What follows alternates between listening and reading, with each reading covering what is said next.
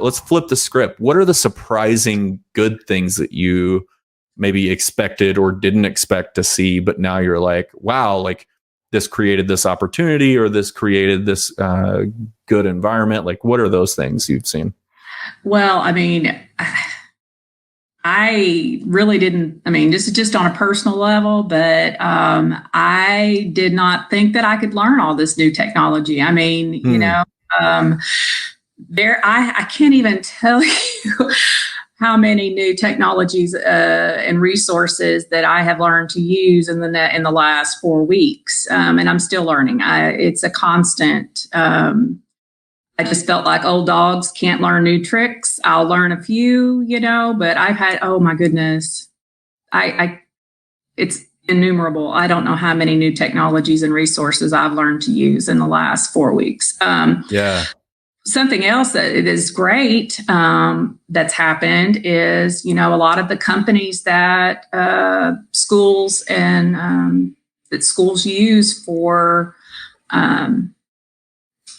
just resources, books, math help, those resources that used to cost sometimes an exorbitant amount of money are now being given for free. You're talking about grace. Resources in the classroom that I've used in the past that I've had to pay for personally, or would take and use the lower end, like they'd have, you know, the normal end and then the upgraded end, right? Basic and upgraded, but resources that you would have to just buy basic with because you couldn't afford the upgrade is now either free or at a great reduced price. Right. You know, like Brain Pop and different library resources for children are now free, which is a great surprise. But, you know, I think that it's an incredible opportunity for us as educators to pull in those resources that are now free with our students. Well, and I think it's honestly, so Chegg bought Thinkful, the company I work for, just back in October. And they had this student first mantra, which Thinkful carried out very well. And I was curious, like, if it was all smoke and mirrors or if they were really student first. This has been a test of that for sure.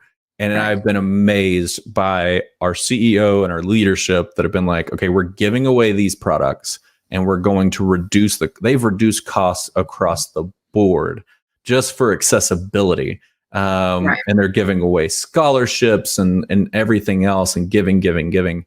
And I think for businesses, it's really a test of that customer first or student first, whatever it may be, mentality of, are you really willing to put your money where your mouth is?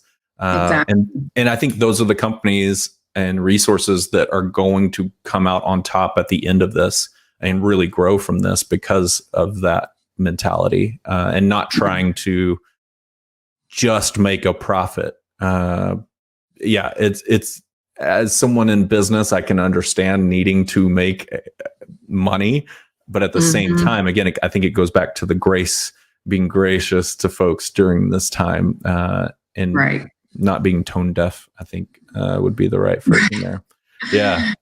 What else? Anything else that kind of surprised me? I mean, just the use of the Google Classroom has really surprised me. I know I'm in a lot of chat rooms and teachers that have never used Google Classroom are really, really thinking about using it in the future. Not, you know, really?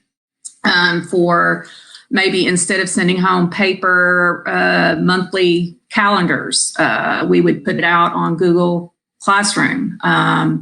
Little things that we can do that streamline everything into one place, and even use some of these resources that are now available for free. Hopefully they won't go away, but like our libraries that have been opened up to us, all these book companies that are allowing us to use their, of course, our district is buying from them, but now they're providing all these things, you know, remotely, that are digital.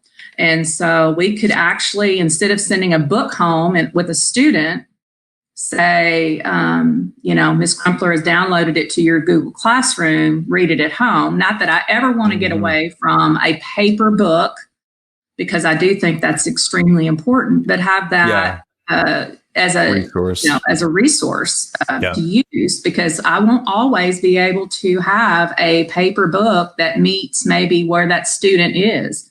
Right. I may not have enough. I may have some, but not enough. So sure. No, I think that makes sense. So that's a kind of surprise.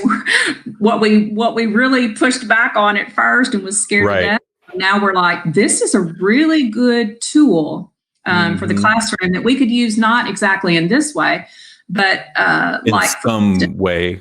Yeah. In some way. Like you said, with Brody, your son, I could shoot you a little video of me doing a very micro mini lesson about how to help him do a reading assignment and send that out to, there may be 4 kids that are struggling with one thing, and I can go, whoop, attach, and it's everybody. 4 kids, and then bam, you got it in your home. And whereas you wouldn't have me there or any, a teacher. So.